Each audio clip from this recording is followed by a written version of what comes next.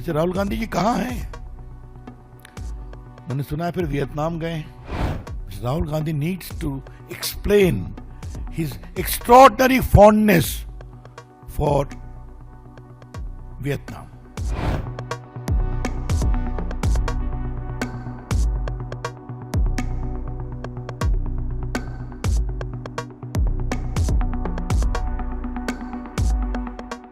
बार बार हारने के बावजूद इनके हालत नहीं सुधरते।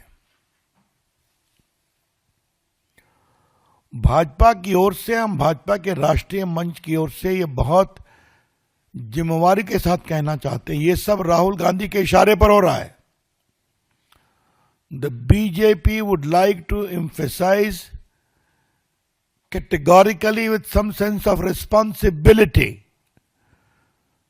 that this reservation in Karnataka has been extended under full patronage and approval of Rahul Gandhi.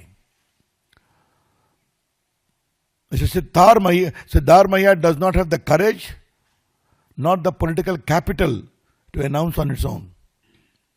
ये हम बताना चाहते हैं। तो ये जो वोट बैंक में कॉम्पिटिटिव पॉलिटिक्स चल रही है, तो राहुल गांधी को लगता है मुझसे आगे बढ़े, लीड करे। वैसे राहुल गांधी जी कहाँ हैं? मैंने सुना है फिर वियतनाम गए। देवेंद्र बाबू, आपने दिखाया था कि वो जनवरी में भी वियतनाम गए थे ना, 10 मार्च को, जहां तक याद है। तो नया साल भी वियतनाम है, वियतनाम में होली भी वियतनाम में। मुझे अभी बताया गया कि लगभग 22 दिन उन्होंने वियतनाम में समय दिया है। इतना समय तो अपनी कॉन्स्टिट्यूंसी में नहीं दिया रायबरेली में उन्होंने। लेकिन राहुल गांधी को एकाएक वियतनाम से इतना प्यार हो क्यों गया है? अब तो विपक्ष के नेता है ना, उनकी उपलब्धता होनी चाहिए ना हिंदुस्तान में। हम वियतनाम देश का बहुत सम्मान करते हैं, लेकिन ये सवाल तो पूछना पड़ेगा कि राहुल जी को वियतनाम से क्यों प्यार हो गया है? वो विपक्ष के नेता है ना, गंभीर सवाल है। Rahul Gandhi needs to explain his extraordinary fondness for Vietnam. We all respect that country. The PM also went there. But the frequency of his visit to Vietnam is very curious, ये हम कहना चाहेंगे। ये बात मैंने जो बताई कर्नाटक के मामले में, छोटी छोटी बातें बड़ी बनती हैं।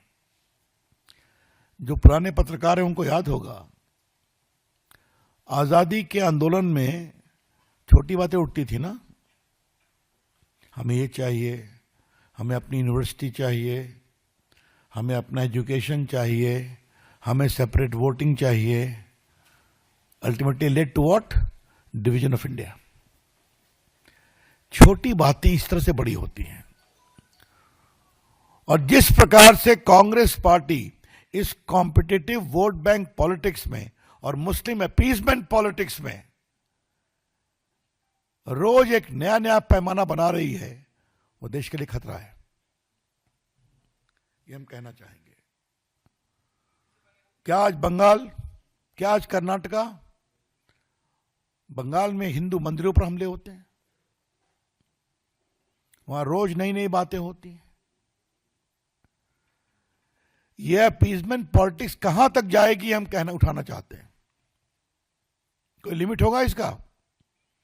क्या आगे से मुसलमानों के लिए अलग लाइन लगेगी? ये टिकट लेना है रेलवे का, सिनेमा का, रिजर्वेशन का, तो उसमें भी रिजर्वेशन होगा क्या? मतलब मैं अभी संवैधानिक विषय पे आऊंगा, अभी मैं इसके बिल्कुल प्रैग्मेटिक पॉलिटिकल कंसिडरेशन पर अपनी टिप्पणी कर रहा हूं। और फिर कहूंगा, मैंने संसद में भी कहा है 2 बार इसको, इतनी बार हारे हैं, कहां से कहां पहुंच गए, फिर भी समझते नहीं हैं और सवार अपने को संभालते भी नहीं है।